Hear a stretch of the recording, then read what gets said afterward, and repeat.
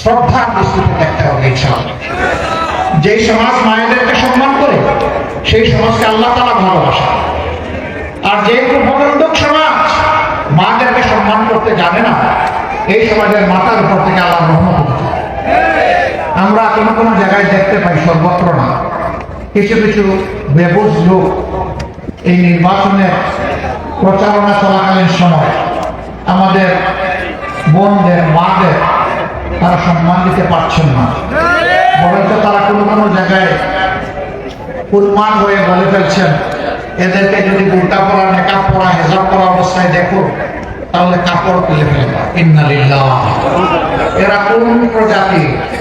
এরা তো মানব প্রজাতিতে থাকার কথা না, এরা তো অন্য প্রজাতি দেখতেছে। যারা ইলেকশনের আগে মাদের সাথে এই আচরণ করে, এই দৃষ্টিভঙ্গি করে, গায়ে হাত দিয়ে দেয়, তারা ইলেকশনের পরে কি করবে এটা বোঝা যাচ্ছে না। মর্নিং সজদা ডে, সূর্য যখন সকালবেলা পূর্ব প্রান্তে, পূর্ব দিগন্তে যখন উঠে, তখন সূর্যের উঠাতে পাওয়া যায় আজকের দিনটি কেমন যাবে। যারা এই আচরণ করছেন তারা বার্তা দিচ্ছেন, অ্যাক্সিডেন্ট থেকে তারা যদি সরকার গঠন করার সুযোগ পেয়ে যান তাহলে বাংলাদেশটা কেমন হবে। তারা মায়ের জাতির প্রতি কি দৃষ্টিভঙ্গি পোষণ করেন তা তারা প্রকাশ করে দিচ্ছেন। সম্মানিত ভাইরা, আপনাদেরকে অনুরোধ করবো না, আপনার ঘরেও মা আছেন, বোন আছেন, জায়া আছেন, মেহরবানি করে তাদেরকে সম্মান করতে শিখুন। আল্লাহ আপনাদের সম্মান হয়ে যাবে। কিন্তু যদি সম্মান করতে ব্যর্থ হয়, যদি নিজেদেরকে সংশোধন না করেন, তখন মাদেরকে একটা অনুমতি বলতে হবে। আপনার চোখের চোখ থেকে বলতে হবে, আমার অধিকার এবং আমার দায়িত্ব। যারা আমরা পাঁচকে জন্ম দিয়েছে, 19 বছর ভিতরে জন্ম দিয়েছে, যেই আমরা উৎসাহ জন্ম দিয়েছে, এই আমরা কারো কাছে দাঁড়ানো হবে না ইনশাআল্লাহ।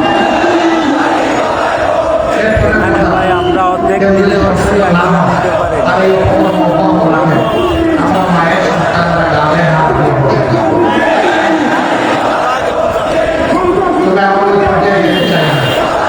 আমরা চাই গণতান্ত্রিক পদ্ধতির প্রতি নিয়মকানুন মেনে সবাই নিজের কাজ করবেন, সম্মান করবেন। আমরা কার্যকর বাধা দিচ্ছি না, কিন্তু আমার গণতন্ত্র আস্থা, পূর্ণ আস্থা,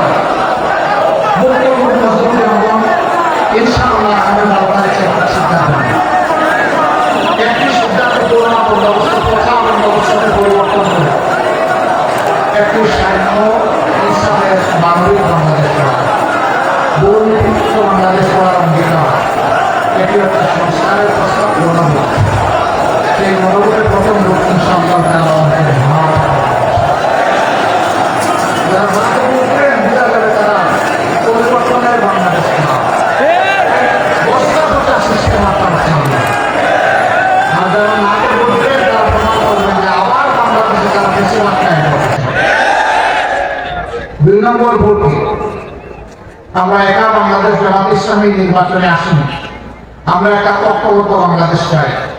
সকল ধর্ম, সকল মত, সকল বর্ণ, দেশে বিদ্যমান সকল মানুষকে নিয়ে আমরা ঐক্যবদ্ধভাবে আগাতে চাই। এই জন্য 11টা দল আমরা একত্রিত হয়েছি। এই 11 দলের মাথায় যাকে যেখানে তুলে দেওয়া হবে আমরা সকলে ইনশাআল্লাহ তার জন্য কাজ করব। এখানে আমাদের নুরুজ্জামান বাহরুল, বদরুজ্জামান বাহরুল, আলহামদুলিল্লাহ ওনাকে আমরা ওনার হাতে ইসলামের প্রতি জারি কথা তুলে দিচ্ছি।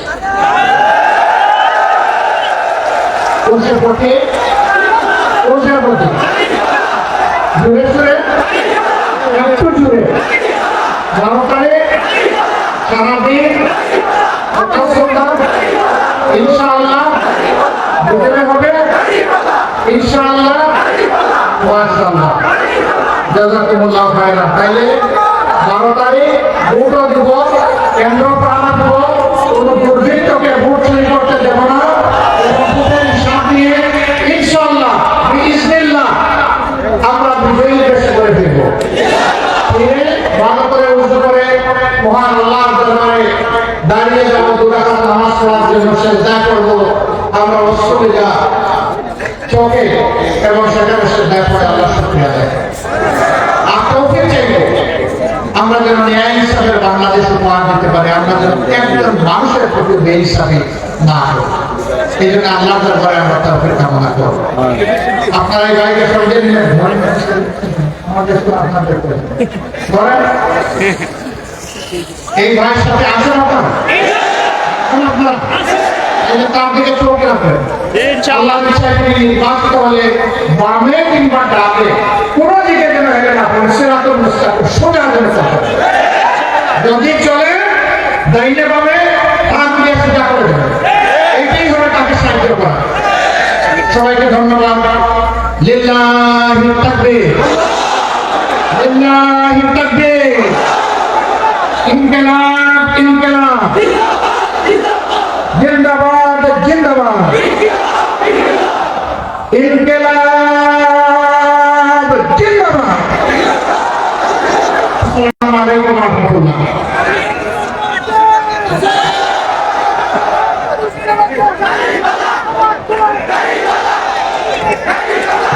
সম্মানিত